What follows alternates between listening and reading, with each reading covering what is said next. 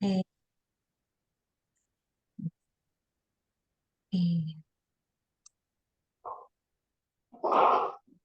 bueno, buenas noches. Eh, Les damos la bienvenida eh, a esta tercera sesión del tríptico sobre la esquizofrenia, que corresponde en el panel de Jerónimo Bosch, del Jardín de las Delicias, al panel derecho, que es el infierno. Esperemos que no sea eso la historia de la esquizofrenia en Colombia. Empiezo por agradecerle a Luz Helena su presencia por parte de la Comisión de Biblioteca y a Jairo también. Le agradezco mucho su disponibilidad y presencia hoy en esta última sesión. Antes de darle la palabra a Jairo, quisiera detenerme en dos cositas. La primera, recordar un poco el contexto desde donde estamos leyendo y desde donde vamos a escuchar lo que Jairo tiene para compartirnos hoy sobre esta historia de la esquizofrenia en Colombia. Y son estos dos elementos, estas dos orientaciones que nos dio Lacan en la apertura de la sección clínica, porque nos dice que la clínica psicoanalítica tiene una base y es lo que se dice en un psicoanálisis. Y en ese sentido podemos pensar que eso que se dice en un psicoanálisis está marcado por el oído del analista, es decir, por lo que él escucha, y que es un oído que, como nos va a decir también más adelante Jairo, es un oído que no se puede restringir, no se restringe al ámbito del consultorio, pues se trata esencialmente de la posición analítica, que ante lo que escucha se pregunta siempre, porque no lo sabe, ¿qué se dice? ¿Dónde está el sujeto en aquello que escucho? Sea en las noticias, en lo que circula en las redes sociales, en una conferencia, en un museo, en fin. En otras palabras, ¿qué nos enseña aquello que escuchamos de los tres registros lacanianos y del inconsciente implicado en ellos? En ese sentido, la segunda orientación que tomamos de base es cuando Lacan nos dice que la clínica psicoanalítica consiste en el discernimiento de cosas que importan. Y en ese punto nosotros nos habíamos hecho una pregunta que se va a ampliar hoy en esta tercera sesión, porque seguimos buscando con oído atento qué es lo importante que podemos discernir en la escucha de la esquizofrenia y de su historia en Colombia. Con esa pregunta, entonces paso a presentar a Jairo, para quienes no lo conocen. Él es doctor en Ciencias Humanas y Sociales de la Universidad Nacional. Ha hecho su postdoctorado en bioética en la Universidad del Bosque. Es magíster en educación y filósofo de la Universidad de Antioquia. Es docente e investigador de posgrados de la Facultad de Educación y Humanidades de la Luisa Amigó y ha escrito varios artículos sobre el tema de su investigación. El resultado de su investigación de doctorado está plasmado en su libro Locura y Sociedad, del que tuvimos una grata conversación ya hace unos días, eh, está plasmado en este libro, cuyo subtítulo precisa el campo de su investigación: alienismo tardío, psicología e higiene mental en la modernidad colombiana, comprendida entre los años 1870 y 1968. Es decir, por 98 años, es una investigación que cubre 98 años en los departamentos de Antioquia, Cundinamarca y Valle del Cauca. Es una centuria donde ha habido, como lo escribe él mismo en la introducción, comillas, hechos relevantes en la historia de la psiquiatría en el país, en cuatro niveles que se relacionan entre sí. A nivel institucional, pues, según entiendo, pasamos de los asilos a los hospitales, pasando por los manicomios, ¿cierto, Jairo? Un poco así es como el paso.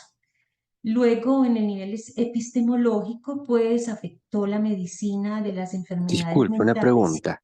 Sí, afectó la medicina de las enfermedades mentales en sus diversas prácticas clínicas y de enseñanza con el predominio de las teorías de la degeneración y la eugenesia. Y en el devenir de la medicina, pues en la década del 50 y del 60, se da la ruptura con el alienismo tardío que predominaba hasta entonces. El paso a los modernos hospitales implicó un mayor énfasis en la psicoterapia y el psicoanálisis. Y en cuarto lugar, hubo también un cambio, unos hechos que hicieron un cambio que va de lo que se llamaba antes de los años 50 la higiene mental y que después, a partir de las directrices de la Organización Mundial de la Salud, pasó a llamarse salud mental. También hubo un movimiento. Ahora, si mi lectura es correcta, me pareció que la relación entre los cuatro conjuntos de hechos se debe a que, como también dice en la introducción, comillas, el fenómeno de la locura desborda el dominio de la medicina y participa de la vida cotidiana. Eso es lo que decía, que también el oído del analista pasa las fronteras del consultorio, no porque se sea analista de todo el mundo, sino por la posición que nos dice lo que escuchamos. Ahora, es en ese contexto donde me encuentro en el libro de Jairo, el lugar de la esquizofrenia como constituyendo un movimiento de bisagra, ¿sí? Un movimiento de bisagra entre la tradición de las enfermedades mentales y las grandes estructuras psicopatológicas. Y bueno, a eso lo invitamos y ya le cedo la palabra a Jairo para que nos cuente un poco cómo se da ese paso, ese movimiento de bisagra en la historia de la locura en Colombia. Es decir, gracias a la esquizofrenia hay ahí un cambio. Entonces, dejo de presentar y Jairo, te doy la palabra. Ana, de nuevo por la invitación, a todos los asistentes por acudir a este espacio. Eh, la vez pasada había dicho que era un momento pues en el que me habían descubierto, pero yo creo que es al revés y es lo gratificante de haberlos descubierto a ustedes para poder hablar de este proceso de construcción histórica distinto a otros espacios en los que he hablado es con historiadores de la salud, la Red Iberoamericana de Historia de la Psiquiatría, la Red Colombiana de Historia de la Salud Mental y en esta oportunidad, eh, pues en este espacio de psicoanálisis, de formación, de lectura. Entonces yo me siento más cómodo con una presentación que tengo para ir orientando los elementos y entonces voy a compartir Adelante.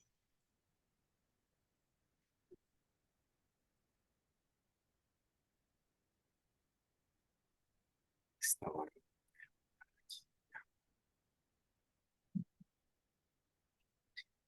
Listo. Entonces, entre las, Ujú.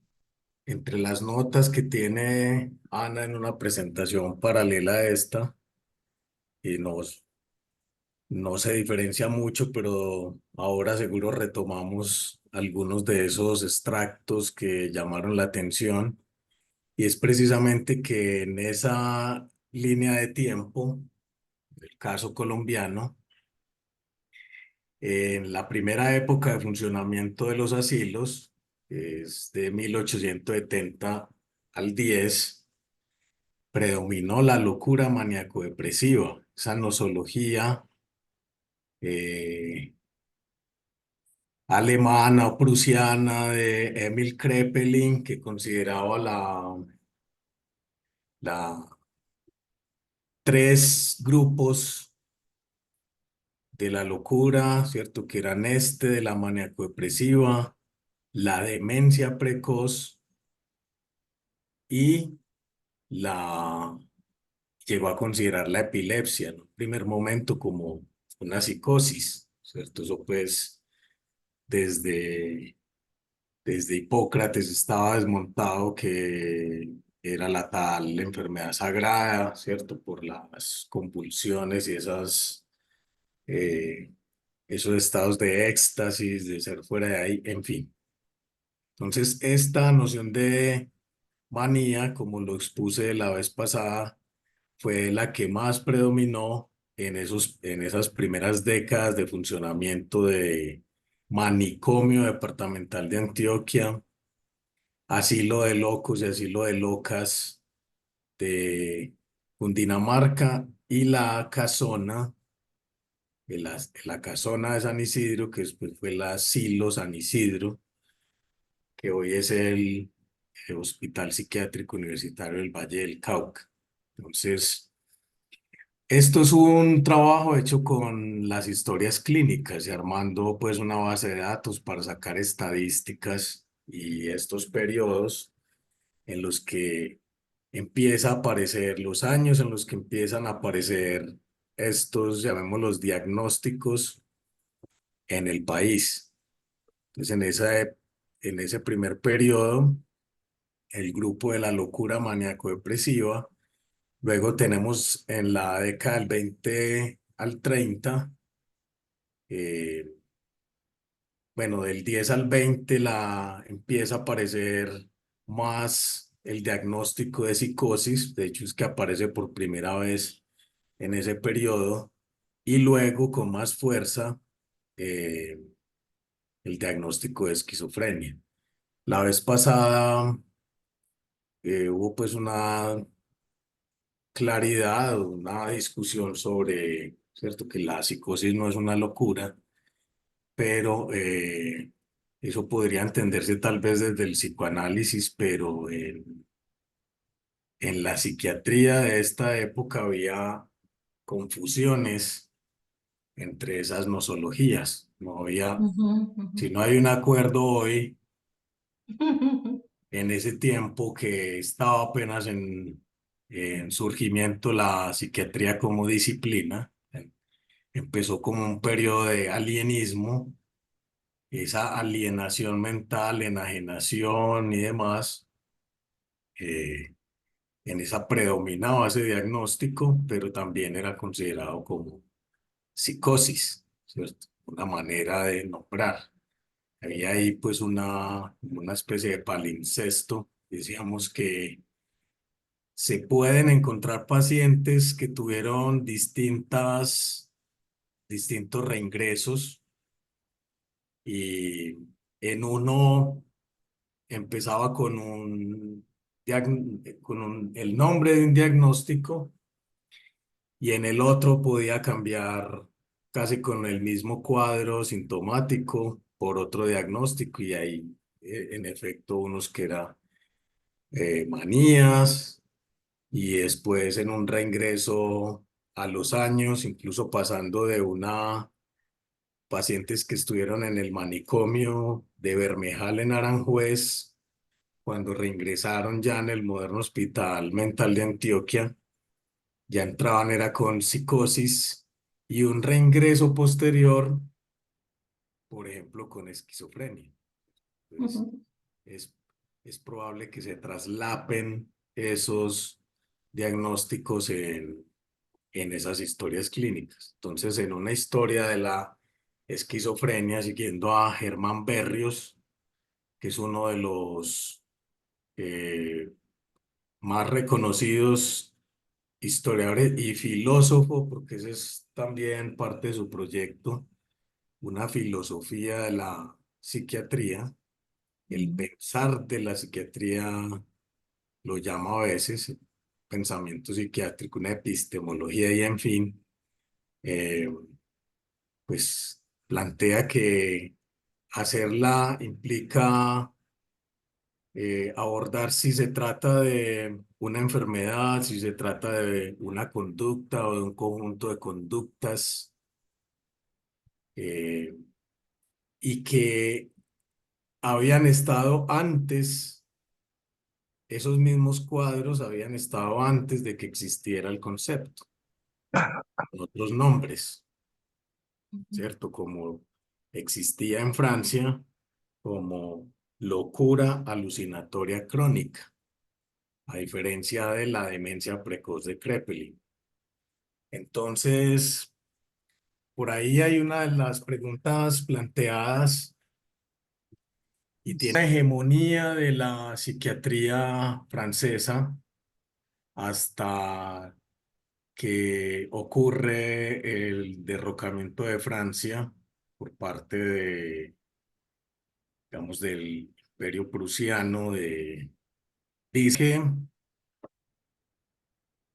decía que ocurre en Prusia, ¿cierto? En el surgimiento de la Nueva Alemania con Otto von Bismarck, eh, un resurgimiento de la psiquiatría alemana, ¿cierto? Cuando se impone sobre Francia y eh, esa hegemonía de la psiquiatría francesa empieza a imponerse y ahí surge un personaje como Kraepelin, que era un entusiasta, por no decir un radical nacionalista, sin todavía asociarlo pues con el nacionalsocialismo, pero él llega a decir que es el que se erige como el Bismarck de la psiquiatría, ¿cierto?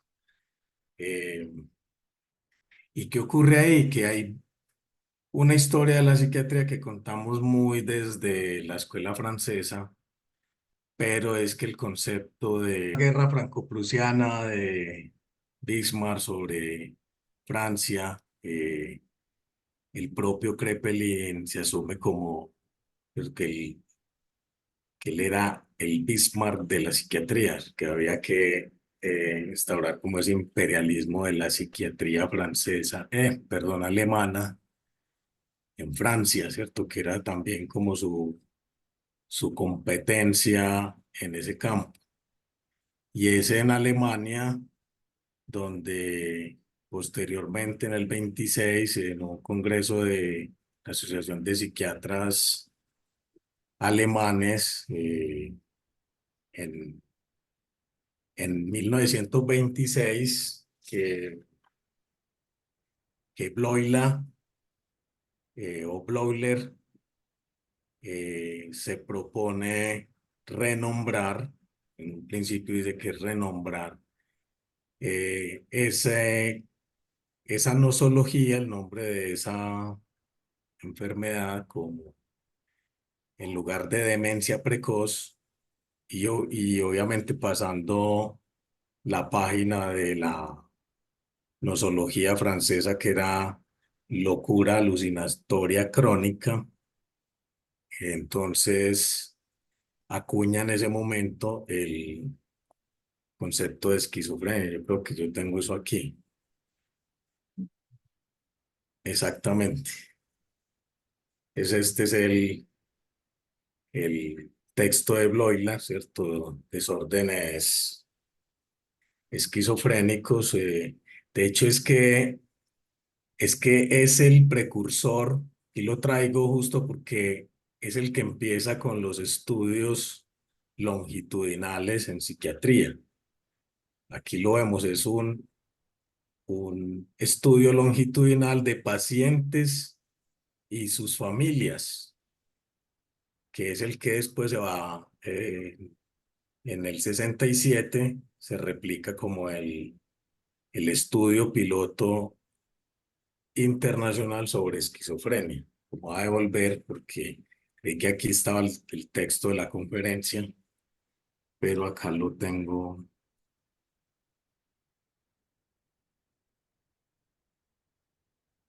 las cosas abiertas. ¿Qué pasa aquí?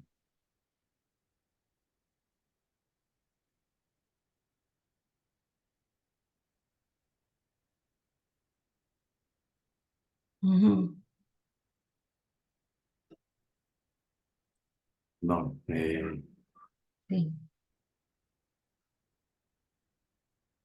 bueno, vamos a volver acá.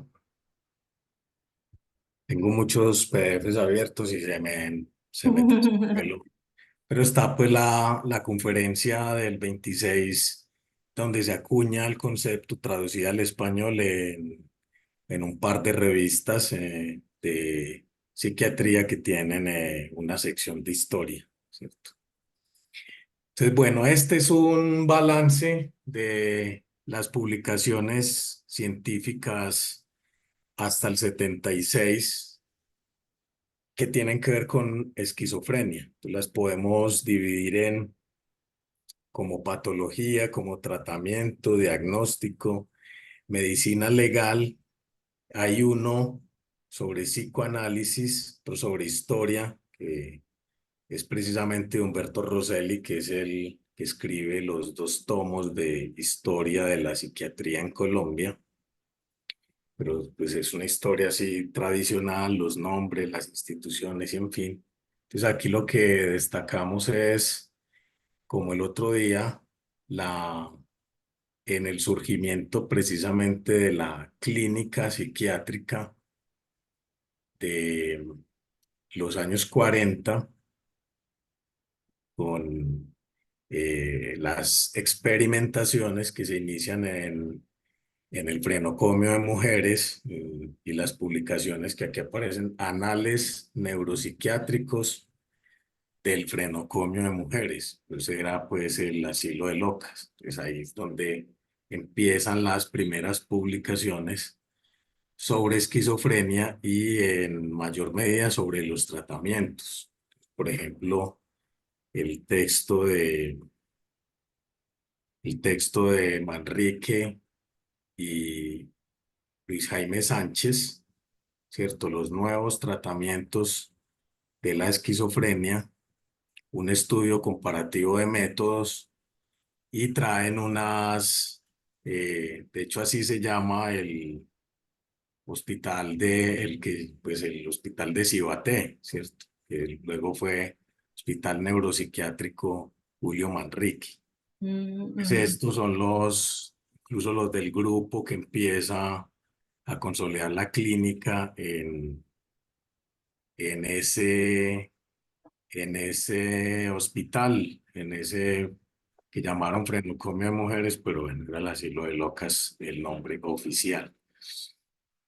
Y que la experimentación, las primeras experimentaciones con humanos, eh, estos choques, los choques de insulina, los choques de cardiazol, o sea, las terapias de choque, no, aún no las de las eléctricas, pero también en ese establecimiento empezó la primera terapia de electrochoques. Entonces vemos que eran tratamientos de ese tipo, con choques de insulina, con choques de cardiazol, eh, pues a unas estadísticas que ellos traen, el cardiazol, y traen unas estadísticas de los beneficios de esas terapias en distintos países, ¿cierto? De Europa, luego en Norteamérica y finalmente los resultados propios y en comparación con los de, en ese momento, Suramérica. Entonces había unos de Argentina, de Brasil, de Perú y los tomados por Julio Manrique, que muestra que son 38 casos en ese tiempo. Esto pues es Bogotá, estamos hablando del año de 1939, que hacen un primer estudio comparativo sobre esquizofrenia, ¿cierto? Ya vimos que con resultados en Europa, Norteamérica y en particular llegando hasta Colombia, me salté demasiado, los voy a marear aquí.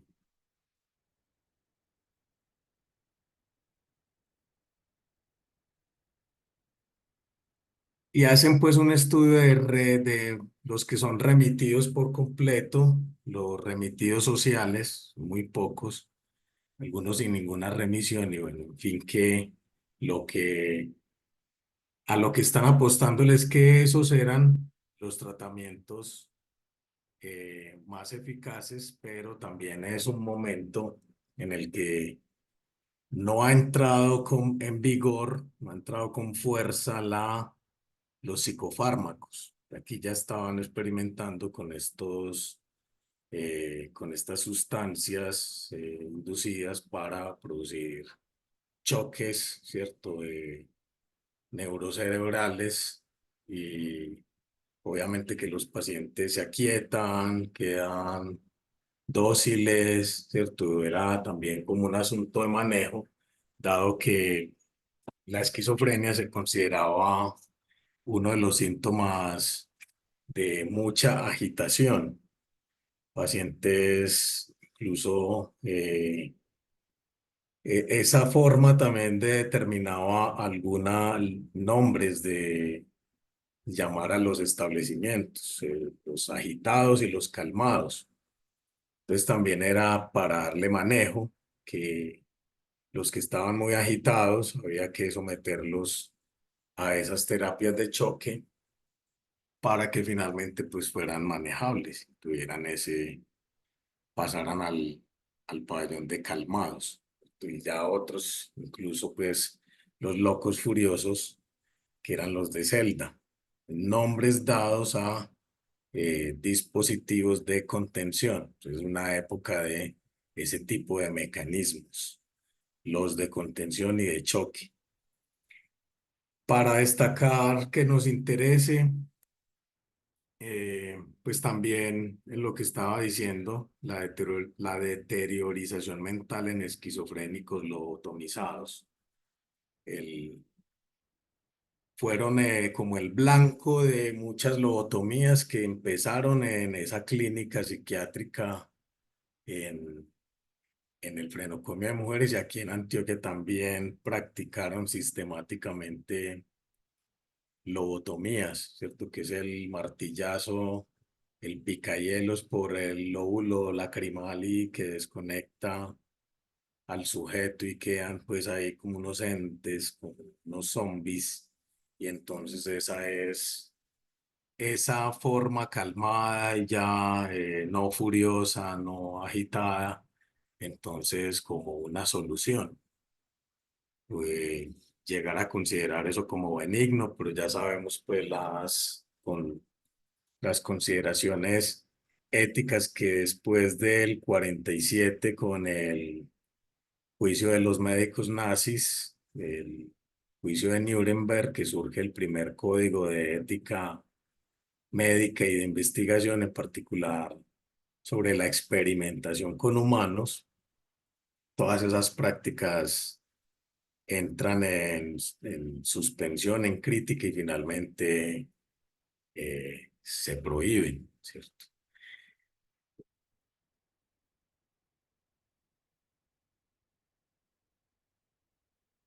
Bueno, llama la atención que haya sido en Antioquia, pues en la revista Antioquia Médica, en el 55, donde hay un primer estudio sobre esquizofrenia desde el psicoanálisis, que es de Arturo Lizarazo. Tienen el dato, habría que buscarla. Esto es un cuadro construido previamente a esta presentación.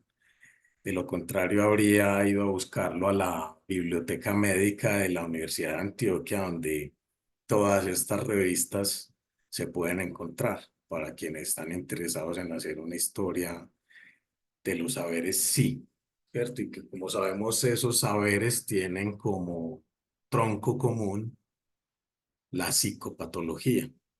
La psicología, la psiquiatría, el psicoanálisis, los saberes sí tienen en común el estudio de los trastornos mentales. Bueno, y que quede pues este cuadro en pantalla para quienes estén interesados en hacer una historia de la esquizofrenia en Colombia, que no existe. Existirá así como conferencias o artículos cortos muy de historia tradicional. Habría que hacer una específicamente sobre esa nosología.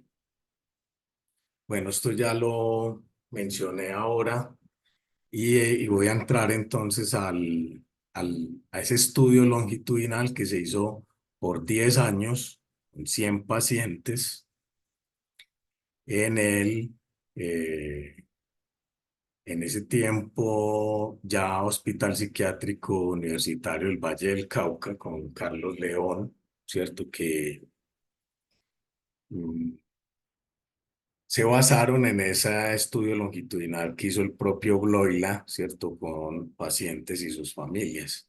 Entonces, lo curioso, o lo que curioso no, la evidencia mejor que se encuentra es que el 53% de todos esos pacientes observados cada, cada 2, cada 5 y finalmente el consolidado a los 10 años es que habían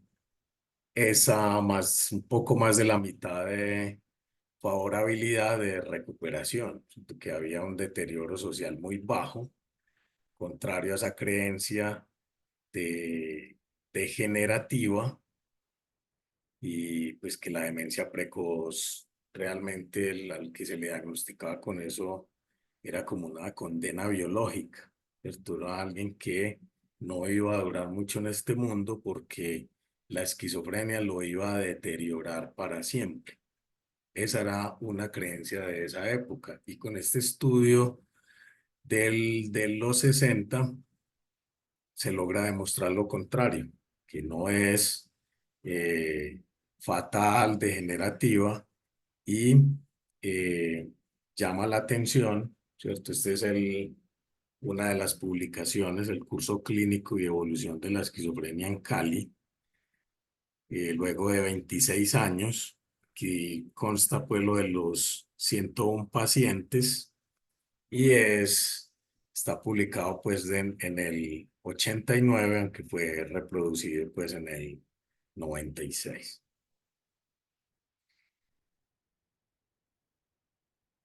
Ese, ese estudio arroja que hay una visión esperanzada y optimista de ese diagnóstico, ¿cierto? Lo que decía ahora de que era una enfermedad degenerativa, que tenía un asunto voy a tomar una nota por aquí.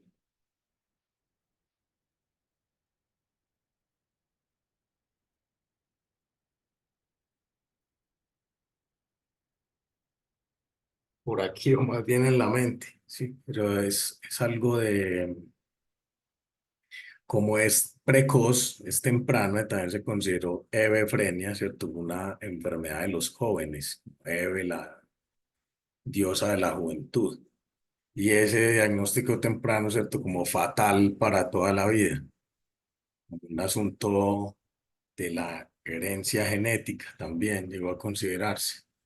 Entonces, lo que ese estudio arroja y que después se va a destacar mundialmente es que esos resultados favorables se debieron a las pocas y cortas hospitalizaciones, porque la vez pasada habíamos dicho que había en ese periodo de alienismo que en Colombia pervivió cuando ya eso estaba desmontado en el a finales del siglo XIX en Europa, en todo el mundo, en Colombia apenas estaba en auge en la primera mitad del siglo XX, ¿cierto? Un asunto retrógrado, retardatario, que es a lo que, en lo que mi tesis llamé alienismo tardío, ¿cierto? Esa manicomialización, cronificación.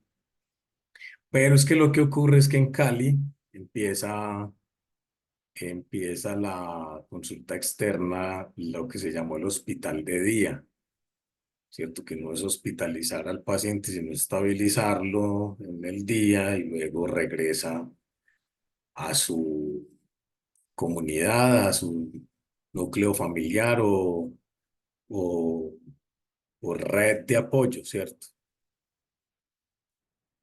Esto pues es un extracto de ese documento y este es un estudio posterior, eh, 25 años después, también otro estudio longitudinal sobre la esquizofrenia en 16 países. Entonces, lo que se destacó del primer estudio, ya lo habíamos dicho, es que a diferencia de Europa y de Estados Unidos, los que se llaman los países subdesarrollados, pues tuvieron una enfermedad más favorable por esa razón, por la integración de los pacientes en la comunidad, por la atención familiar. Pero en palabras del director científico del psiquiátrico del Valle, cuando estábamos hablando de estos temas, él me decía, a nosotros nos convino ser pobres, ¿cierto? Porque no teníamos la capacidad de costear largas hospitalizaciones, eso es costosísimo, ¿cierto? Y después, con el surgimiento de los psicofármacos, esa también empieza una deshospitalización porque, ¿cierto? Esto lo llamaron la bala mágica, la clorpromacina, el neuroléptico, que neuroléptico quiere decir, leptos es atadura, una camisa de fuerza química está en la elaboración de la molécula de la clorpromacina, también lo llamaron lobotomía química, ¿cierto? Porque le, le daban la pastilla al paciente y entonces se estabilizaba, entonces ya no era necesario tenerlo todo ese tiempo en encierro.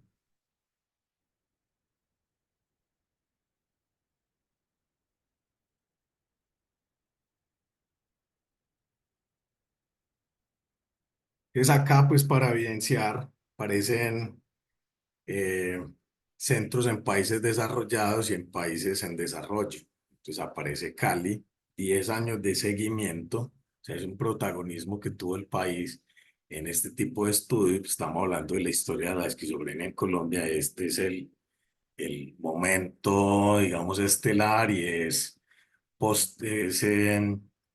en la segunda mitad del 20, que es que empieza el diagnóstico de esquizofrenia con más fuerza a partir de los años 50, como decía, y en los modernos hospitales mentales, ya no en esas otras formas asilares que entran en ese paradigma del alienismo.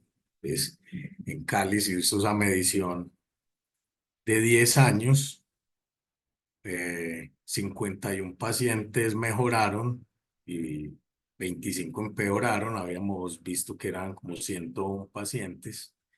Y en ese estudio, que fue posterior al piloto internacional, aparece pues la citación del, del reporte colombiano en el mismo, ¿cierto? Entonces estamos ahí como un aporte, porque pues un estudio longitudinal no es cualquier cosa.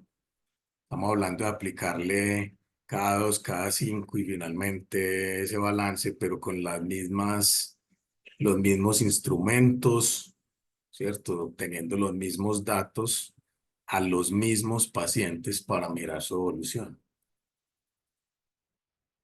Ahí está de nuevo la cifra de Cali. Nos vamos a detener en esto, pero sí en este texto que en un momentico que termine se los comparto en PDF por el chat para que los que nos están acompañando lo descarguen. Un texto pues que es un bestseller, un texto de psiquiatría, de crítica psiquiátrica, porque él no es un psiquiatra, pero sí un investigador sobre ese fenómeno, ¿cierto? Anatomía de una epidemia de Robert Whittaker, medicamentos psiquiátricos y el asombroso aumento de las enfermedades mentales. Y en ese texto tiene, aquí arribita esta barra me tapa, el capítulo 6 lo considera como una paradoja. Y esa paradoja se supone que los países con potencias del capitalismo, con todas esas ciudades y esos establecimientos, son unos países con una intensiva medicalización de los trastornos mentales con edificios enormes, que eso se puede ver, la vez pasada lo mencioné, ¿cierto? Son completamente ciudadelas para contener pacientes mentales.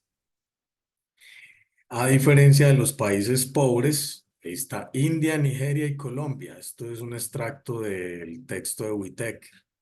Dice que al cabo de 5 años los pacientes de estos países tuvieron unos resultados y un curso considerablemente mejores que que esas potencias, ¿cierto?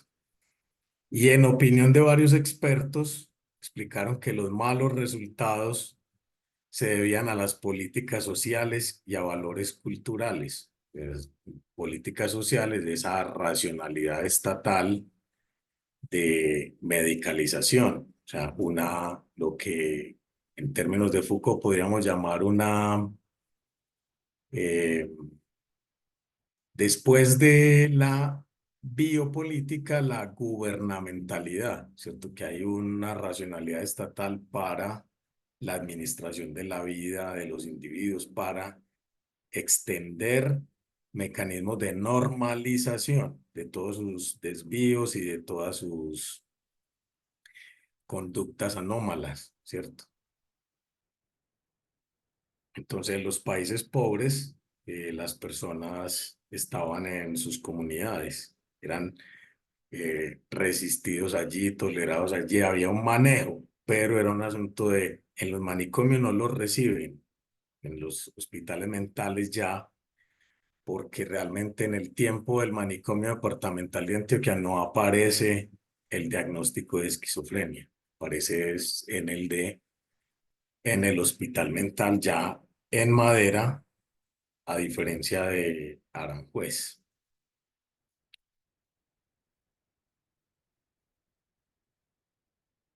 Bueno, esta presentación llega hasta ahí, pero yo quiero destacar en un texto eh,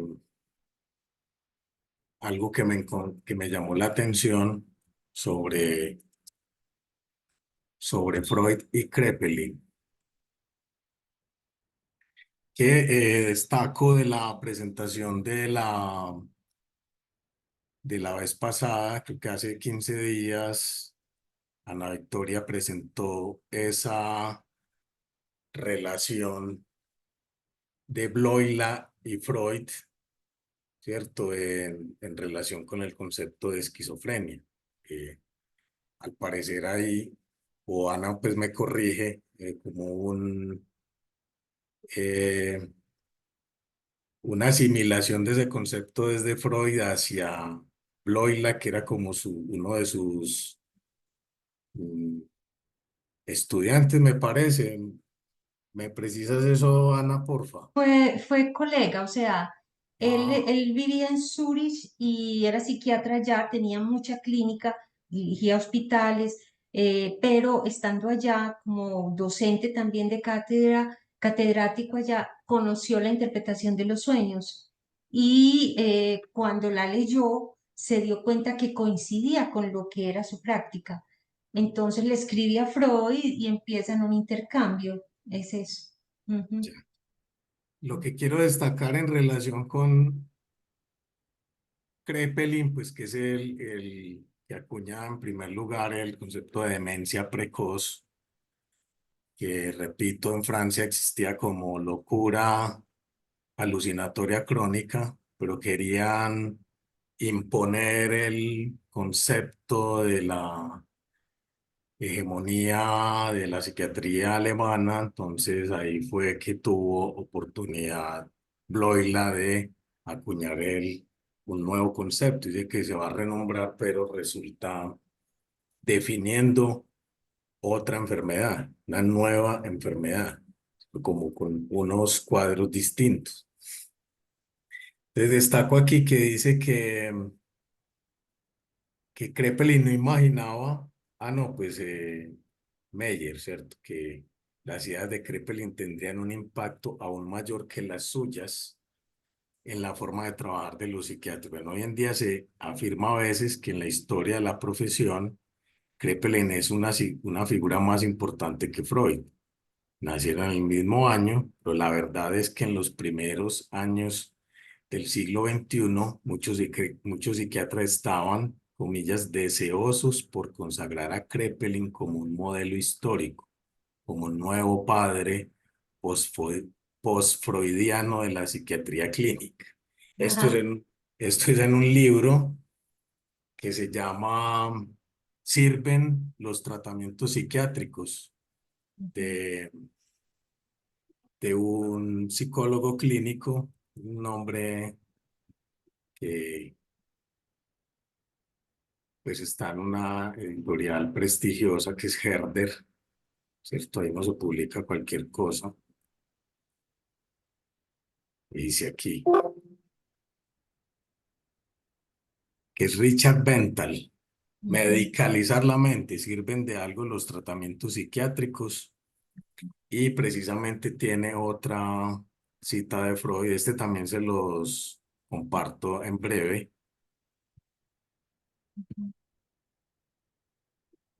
Y es,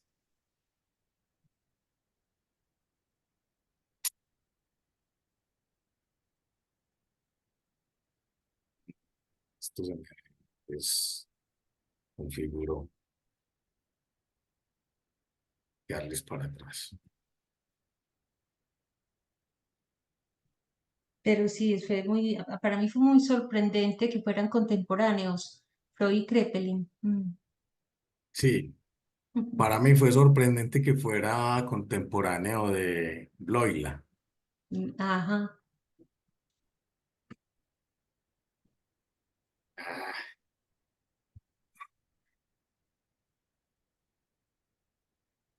Y yo estaba ahora buscando, cuando me encontré esa cita, busqué fue Bismarck, de lo que les decía ahora, Mm. Kraepelin consagrarse, ¿cierto?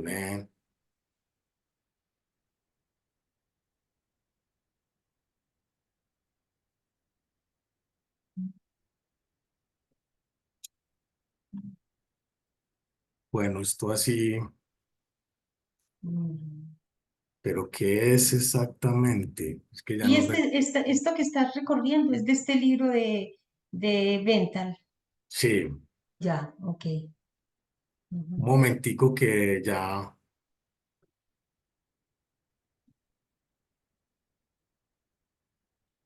No, eran esas dos cosas realmente, que se dice que era un empedernido admirador de Bismarck Ajá. y la cita de Freud.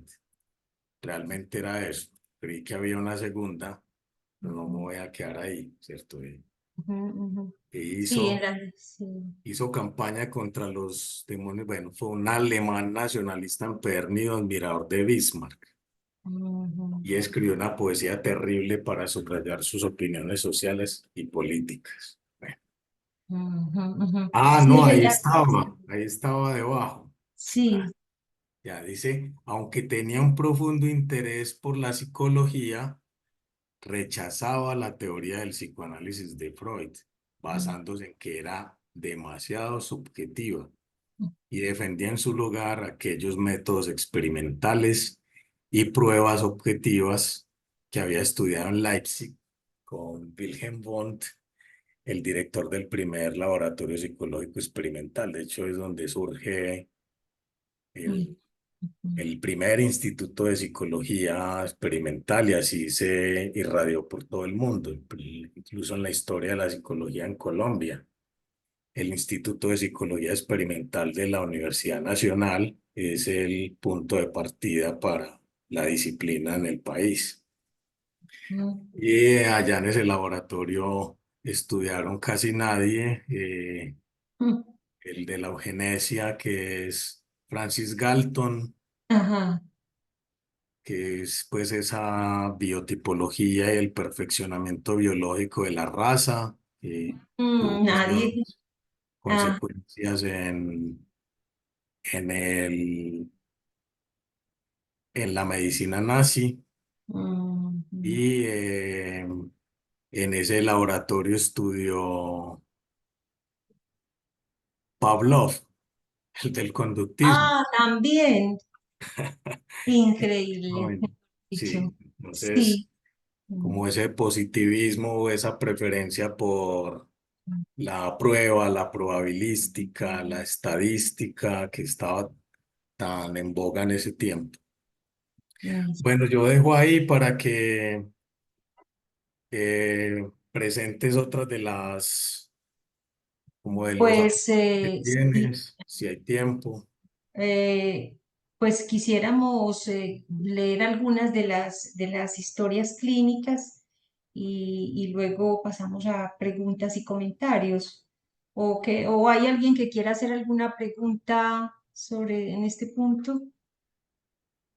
Ay, yo, Sí, Satría, decir. pero no sé si de pronto ya se habló mucho. Bueno, la voy a hacer. No Es que yo importa. tenía como una idea de que espérate, de que la desmanicomialización aquí en Colombia tenía alguna influencia con las leyes en salud. Pues yo creía que, digamos, la ley 100 del 93 había tenido alguna influencia pues yo, de más que no, pues, pero es una imaginación mía, no es que yo lo haya leído ni nada, sino que yo pensaba, bueno, como aquello de las EPS, hay alguien que tiene que pagar, pues, como por los enfermos, entonces no hay quien, pues, pague unas hospitalizaciones como crónicas o de por vida. Entonces yo suponía que tenía alguna relación con eso. Y, por ejemplo, alguna vez vi que en Argentina todavía hay como manicomios, pues, donde hay internaciones, pues, como crónicas o de por vida.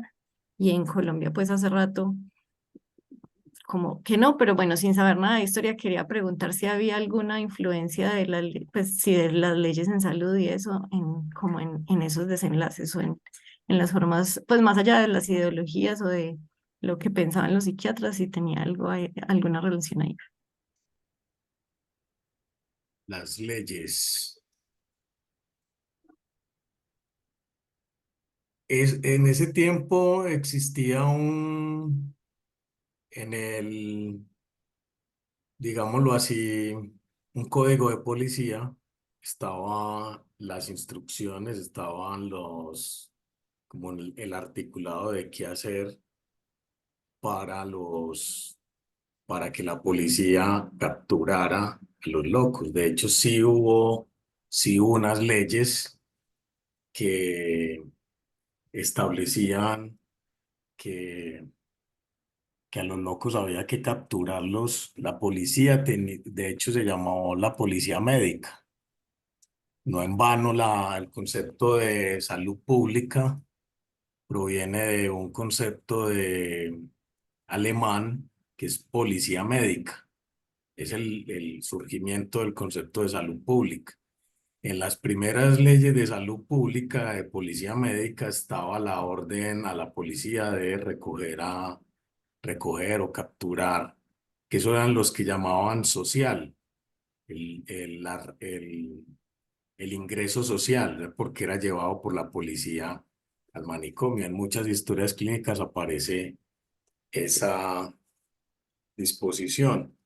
Pero muchas familias, si tenían la capacidad de pago, estaba la figura de pensionista, ¿cierto? Que llevaban por su propia voluntad, de hecho fue lo que más existió, la responsabilidad de internamiento dependía de las familias.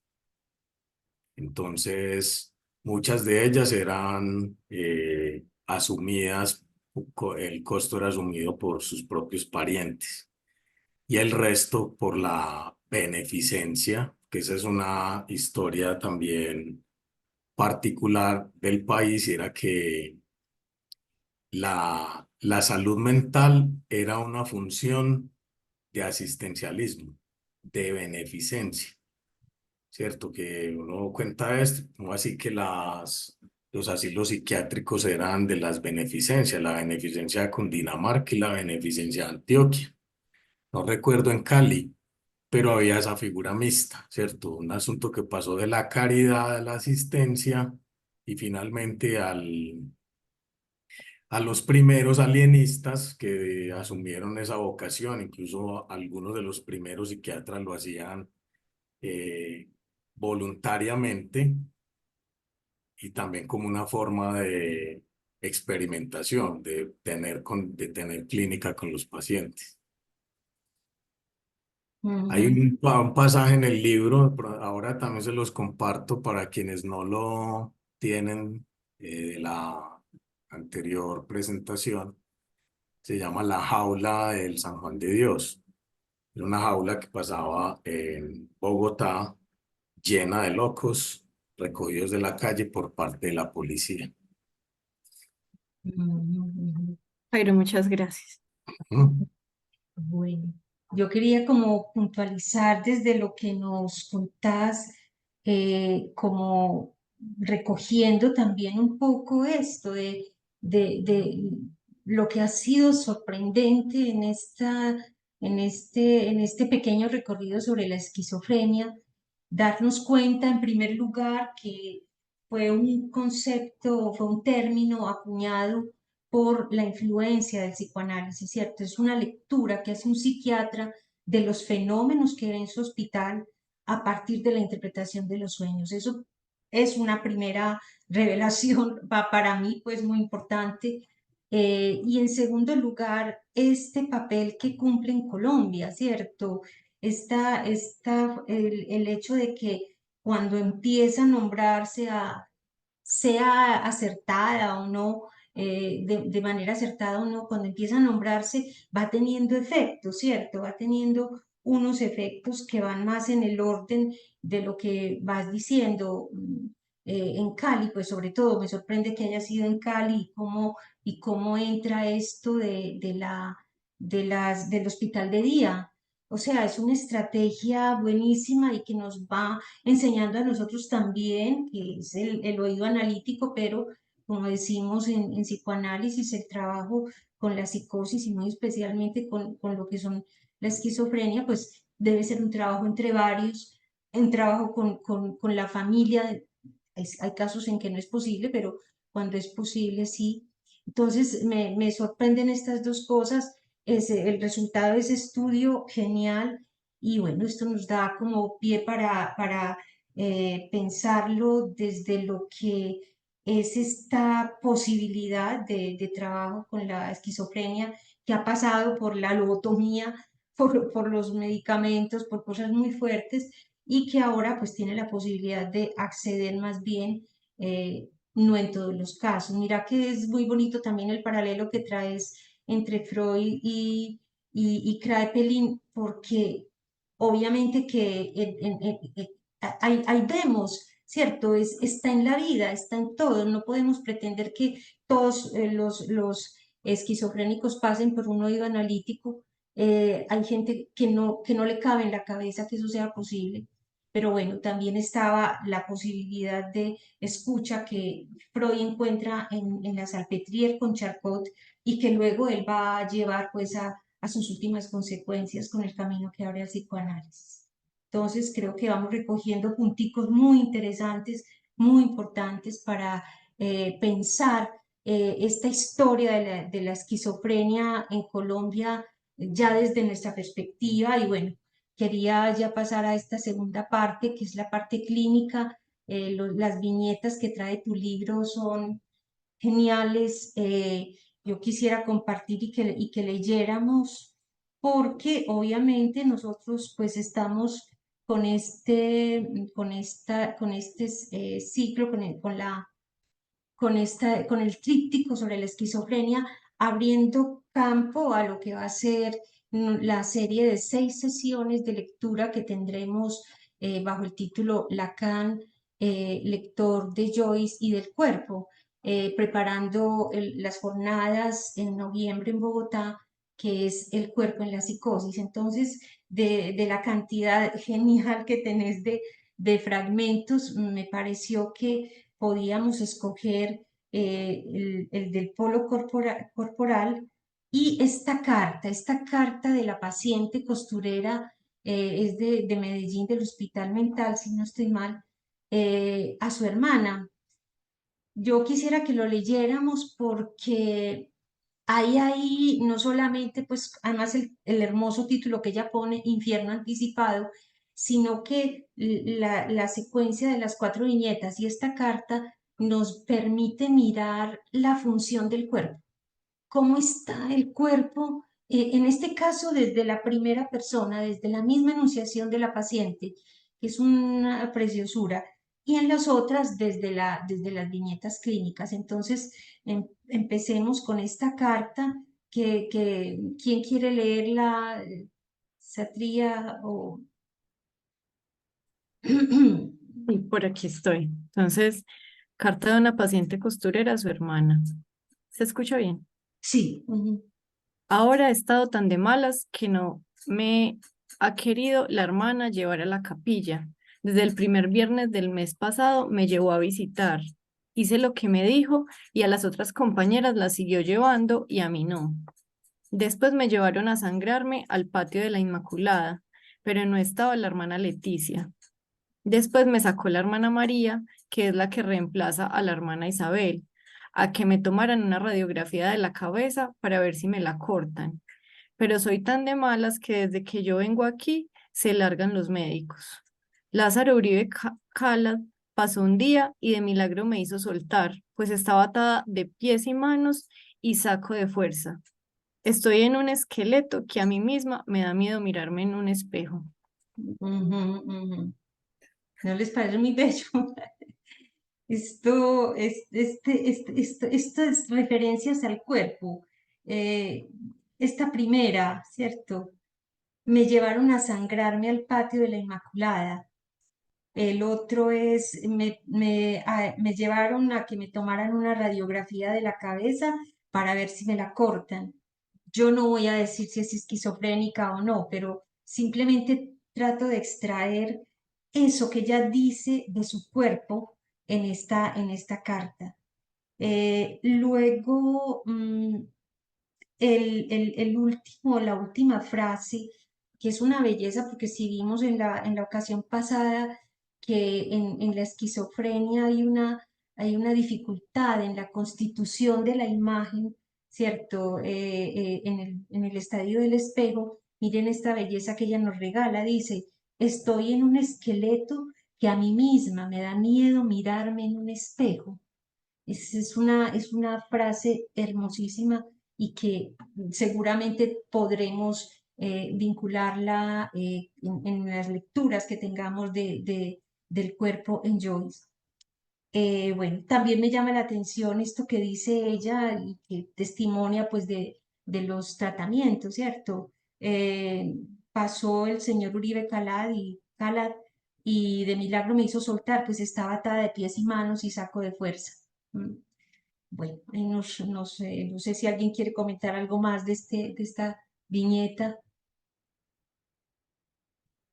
Y sobre todo que, claro, de ellos se escribe, pero que ella escriba, que ella lo asuma y que lo diga, es muy valioso.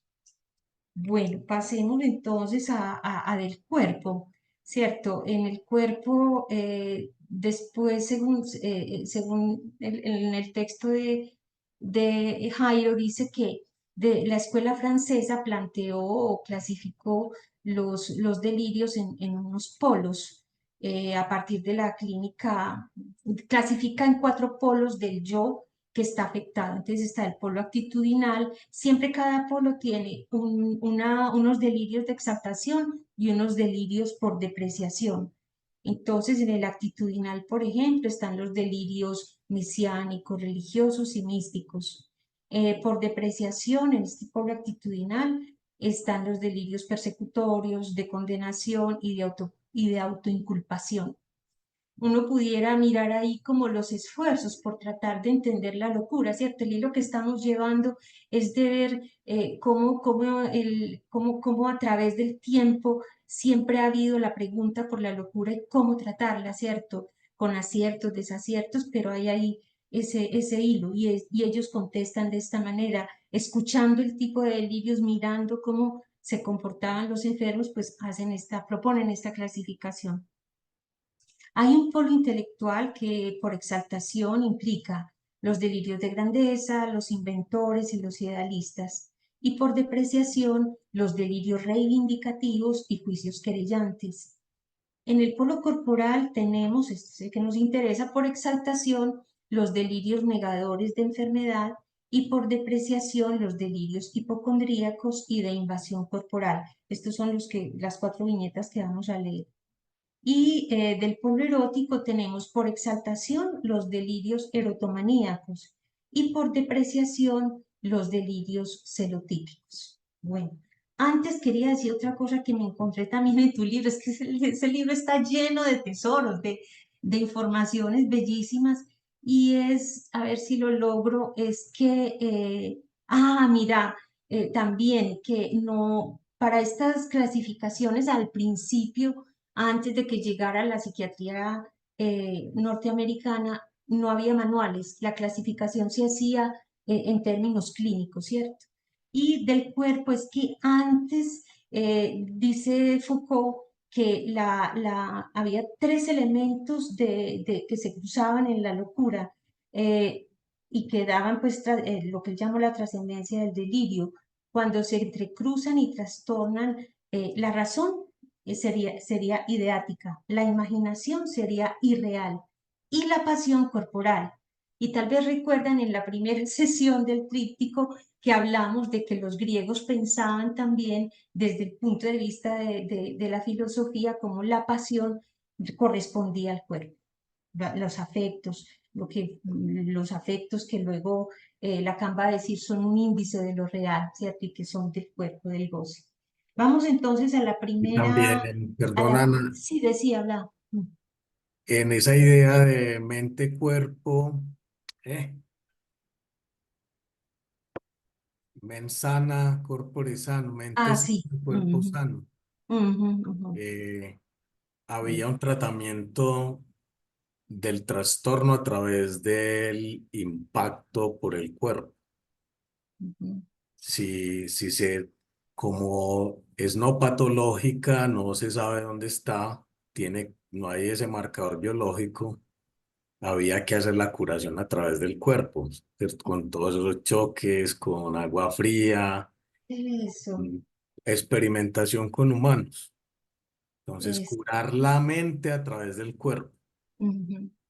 Y ahí me acordaste de otro fragmento bellísimo en el que recoges que ellos ponían, le metían, le inyectaban al esquizofrénico, si me corregís, insulina o no sé qué, o cardiazol, para que le diera como algo contrario a la esquizofrenia, ¿cierto? Un efecto Sí, contrario.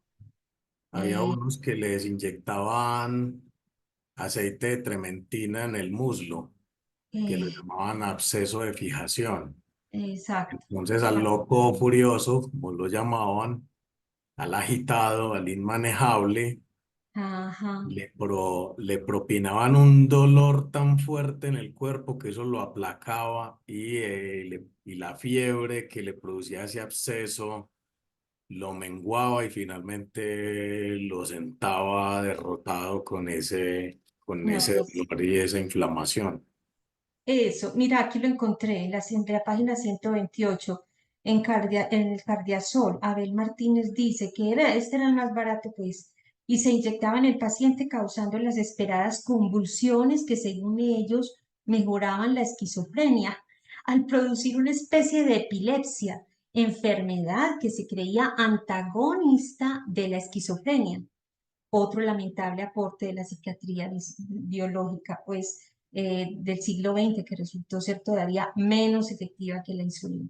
Entonces, es eso, el tratamiento a través del cuerpo, o sea, es ellos tratando de pensar, de entender qué pasa y mirar la lógica, ¿cierto? La epilepsia es antagonista de la esquizofrenia y bueno, la producían. Vamos entonces a estos fragmentos. El caso uno, Es que eso lo llamaron convulsoterapia, convulsoterapia. pero eran esos choques de cardiazol y choques insulínicos, también hubo malarioterapia. No, Ah, O inyectar sea, malaria para producir altas fiebres y ya después de esas fiebres bajaba entonces la agitación.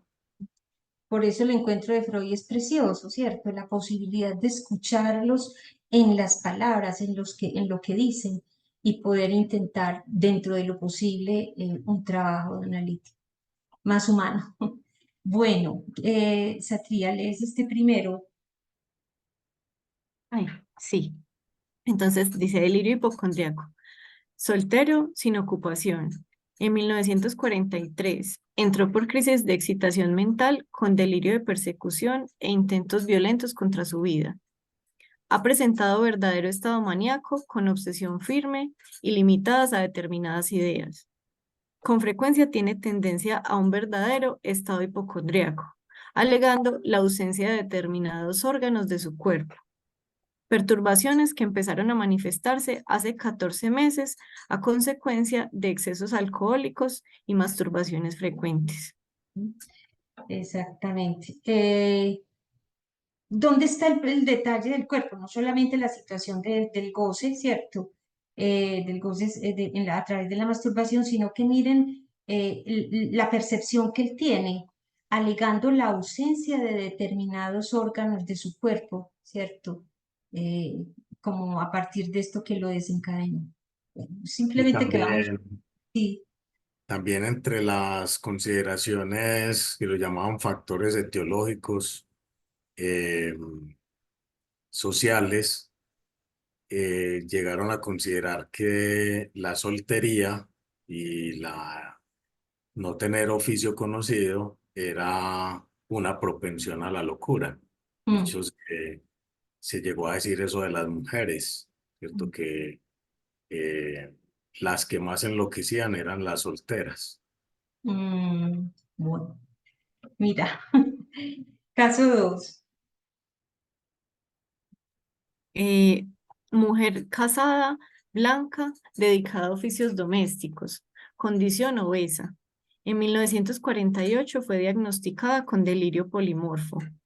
Relata que su esposo no cohabita con ella desde hace 7 años, lo que le prodigó últimamente un intenso dolor de cabeza, pues la naturaleza le llamó el cuerpo para escapar a la cefalea, y solamente por eso se vio obligada a buscar un amante. Las relaciones con él le suprimieron el sufrimiento cefálico, pero ahora siente culpabilidad, pues opina que posiblemente cometió un pecado mortal. Ahí es donde uno dice cómo el cuerpo se embrolla con las ideas, ¿cierto? Ujú. El Bueno, sentimiento de último. culpa, en las historias clínicas uno puede encontrar razones, por no decir evidencias, de, pues uno de los síntomas que predomina es el sentimiento de culpa. La culpa enferma. Ujú, ujú, Contenidos ujú, delirantes, el pecado, la culpa, el remordimiento es muy fuerte y realmente perturbador. ujú, ujú.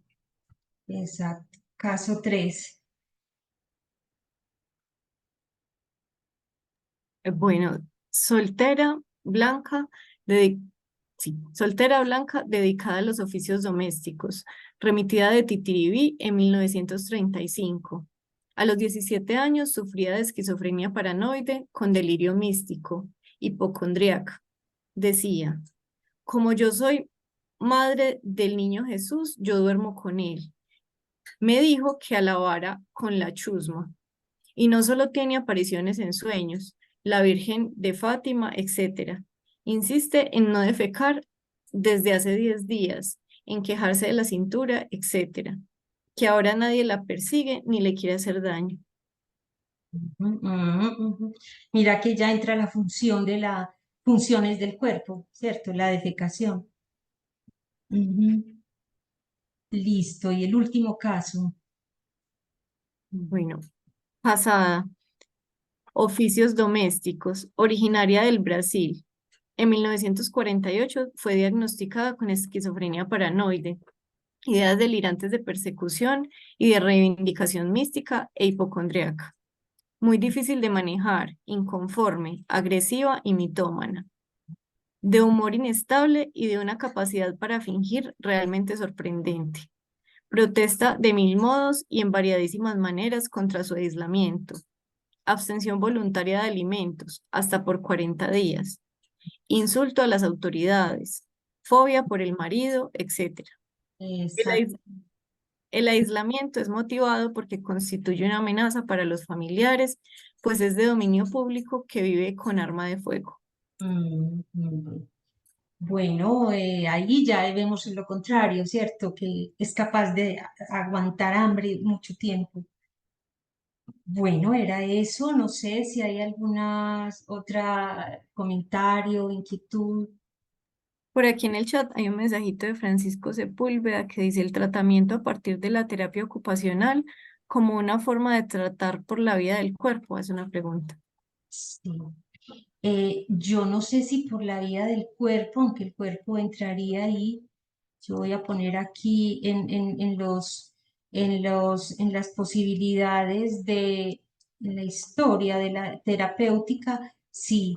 Al final está las etapas de tratamiento, que es los de contención, la convulsoterapia, y hay uno de 1950 al 55, dice, pues hay obviamente fármacos, pero también hay laborterapia y psicoterapia. Ya ahí se da un cambio muy importante, pero me parece que él sí plantea algo que me parece interesante, porque la laborterapia muchas veces depende de posibilidades corporales, no en todos los casos, pero hay una labor que implica el cuerpo, Y, coser, cocinar, bueno, y laborar, además, ¿cómo? Sí. además tuvo una función rehabilitadora de, para que no fueran una carga social y, volvieran a ser productivos. Se llegó a considerar la laborterapia con esa función de que eh, pagaran su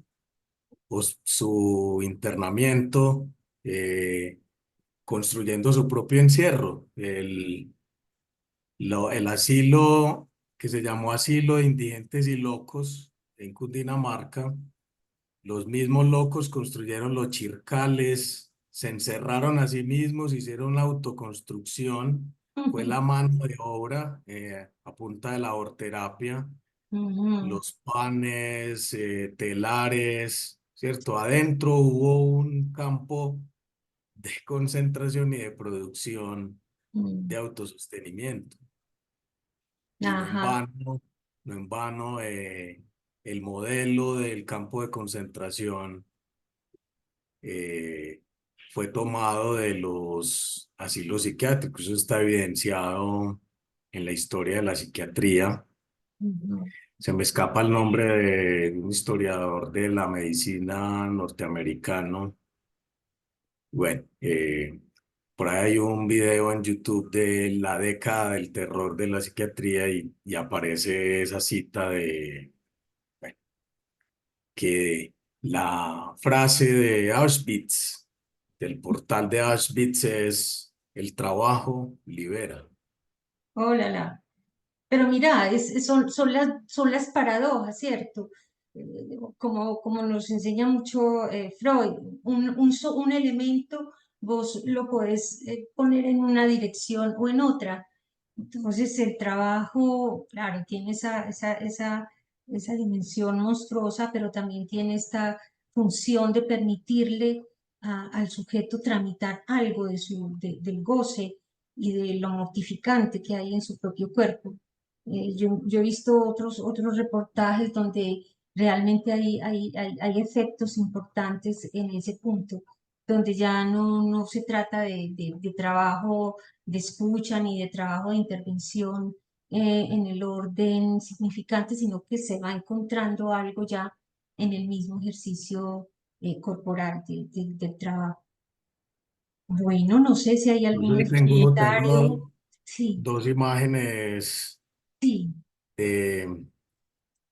de terapia ocupacional Ujú, de, de una paciente con esquizofrenia de Cali. ujú. Pues son unos dibujitos, ¿cierto? Sí, mostrar. Ujú, Entonces, esto me va a hacer quedar mal, esto. ujú, Y ujú, acá en este evalúan que, pues en efecto, la terapia ocupacional es un indicador de mejoramiento. Dice que asistió, esto es en el 77, ujú, asistió a terapia ocupacional, se le observó mejoría, se logró que realizara, se concentrara en la actividad, ¿cierto? Como la cuestión de la capacidad de trabajo, de operatoria, esas cosas que menciona la cognitiva, se relaciona bien con el grupo y la auxiliar. eh, no entiendo qué dice ahí, ujú. es que bueno, que está apropiado, se deprime y en algunas ocasiones presenta crisis de llanto y Mm. aparece un asunto cierto de volver a su núcleo familiar. Mi bote para mí y mis niños. Ajá, Yo como, me, sí. como decían las mamás, al Mm. menos la mía cuando se desespera, ella me provoca coger el monte mejor. Y como me provoca montarme en un barco e irme por el mar. Yo no sé, estoy inventando. Aquí Mm, está también, mi casa es mía y de mis hijos. Entonces también ese encierro es un desarraigo, es, mm. es un sufrimiento mayor el que se provoca que el de la estabilización y volver a la casa. Y aquí está también un dibujo de ella. ¿Qué Ah, tal? ujú. Y así hay otros. Los Entonces, ojos, miren miren la mirada, miren la mirada. ¿Se acuerdan el dibujo que nos mostraba Lacan? No hay boca, pero sí hay mirada. Bueno, llama la atención esto y obviamente pues la estructura corporal. pero es eso, que los ponían a dibujar para saber Ujú, una prueba proyectiva a mm. partir de la terapia ocupacional. Y la vez pasada mencioné que por ahí hay un artículo en el que menciono la psicopatología de la expresión, que es lo que utilizaba el de terapia ocupacional del Hospital Mental de Antioquia, el que hacían escultura, dibujo, que se llama Los muros plásticos del Hospital Mental, el artículo. Ajá, ajá, listo, ok, muy bien. Por aquí hay un Bueno, comentario en el chat de Andrés. sí, se dice. Que dice, es curioso, a propósito de los tratamientos sobre el cuerpo, alguna vez leí que en la Edad Media, para tratar una afección que hoy denominaríamos como depresión, olvidé cómo se le llamaba para ese entonces, eh, bajaban a los enfermos a un pozo lleno de víboras y serpientes. Según lo que leí en aquella ocasión, tal tratamiento mostraba muchas de las veces efectos positivos. Vea, vaya uno a saber. Ok. Bueno, muchísimas gracias nuevamente, Jairo, por tu generosidad, tu disposición, este intercambio tan rico que nos ha abierto otras miradas, otros panoramas y nos da otra perspectiva para pensar la esquizofrenia, no solamente Sí, en el consultorio, sino también fuera del consultorio, ¿cierto? En lo no cotidiano, había, en lo no social. había esa idea del choque, que era provocarles un susto, que a través de un Mm, susto a ver si reaccionaban. Entonces ya, tal vez eso de arrojarlos, ¿cierto? Como una exposición a ya. un choque también muy fuerte, Mm. les haga entrar en razón. Obviamente que es Una el palabrita, no para todos. Ana, Sí, Luz, adelante, una, Luz. no, una palabrita para terminar en este recorrido y es recordar esa frase de Lacan, el misterio del cuerpo hablante, ¿no? ¿Sí? Ujú, ¿Cómo nos lleva después de todo este recorrido en sus últimos años allá, con todo esto que estábamos compartiendo y que agradezco mucho a Jairo, me llamó mucho la atención lo de Cali. Me quedé pensando cómo que en esa ciudad, y por ser pobres, se inventaron esa manera también de leer ese cuerpo hablante allá. Bueno, era como un comentario, pero traer el misterio, la palabra misterio del cuerpo hablante. Precioso, Gracias, exacto, sí. gracias. Exacto. Y ya sé, y en Francia ya hay hospitales de día. Yo no sé si obviamente la Organización Mundial de la Salud lo difundió, pero sé que hay. Y bueno, ya en otras partes del mundo. Bueno, no nos queda sino invitarlos a que si ven las grabaciones, si se han perdido alguna, están en el YouTube de los medios de la ANEL Medellín, tanto de la conversación con Jairo Gutiérrez, con Jairo sobre una historia de la locura en Colombia, como el tríptico de la esquizofrenia. Y por último, invitarlos muy cordialmente para el próximo lunes a la primera sesión de Lacan, lector de Joyce y del cuerpo, donde leeremos este episodio de la paliza y el efecto que hay de una paliza que le dan a Joyce y el comentario que hace Lacan. Así que bueno, nada, es esa invitación y muchísimas gracias por su asistencia y participación. Nos vemos dentro de 15 días en Lecturas Clínicas desde Freud, donde retomaremos nuevamente Freud, en la serie que estamos, Freud, frente a la clínica de Charcot, para ver ese camino que es todo lo contrario al de Clade-Pelin y sus laboratorios. Ok, bueno, pues hasta luego. Gracias. Muchas Hasta gracias. luego, Gracias. feliz Hasta una noche. próxima.